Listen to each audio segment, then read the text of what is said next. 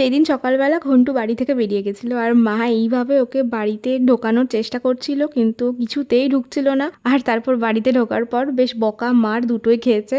তারপর এসেছিল আমার কাছে, তারপর আমি একটু আদরও করে দিয়েছিলাম, কারণ সবাই যদি বকে মারে তাহলে ছোট বাচ্চা তো আরো বেশি অবাধ্য হয়ে যাবে। তো এইভাবেই দিনটা স্টার্ট হয়েছিল। তারপর আমি 1 কাপ গরম কফি খেয়েছিলাম আর তারপর গিয়েছিলাম জিমে। জিম থেকে ফেরার পর ব্রেকফাস্ট করার কিছু পাইনি আর একটা ডিম ভাজা করে খেয়েছিলাম। তারপর তো আকাশ কালো করে মেঘ করে ঝমঝম করে বৃষ্টি পড়ছিল, আর এই রকম বৃষ্টির মধ্যেই আমি কাজ করতে বসেছিলাম। আর সেদিন বানিয়েছিলাম কার্ডবোর্ড দিয়ে এই ভাঙাচোরা নৌকাটা, মানে কার্ডবোর্ড আর ক্লে ইউজ করেছিলাম বানানোর জন্য। তারপর লাঞ্চ করে নিয়েছিলাম আর তারপর কটা ক্যালিগ্রাফি ছিল সেগুলো লিখেছিলাম। কাজবাজ সব কমপ্লিট করার পর সন্ধ্যাবেলার দিকে একটু বেরিয়েছিলাম আমি। একটা ক্লে আর কালো রঙের একটা অ্যাক্রেলিক কেনার ছিল, সেটাই কিনলাম। বাড়ি ফেরার রাস্তায় আমার পাশের পাড়ার কটা ছানাফোনা ছিল, ওদেরকে একটু চটকালাম, আদর করলাম।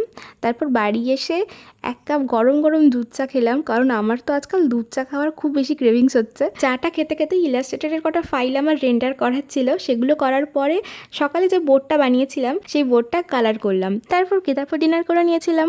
ব্যাস শেষ।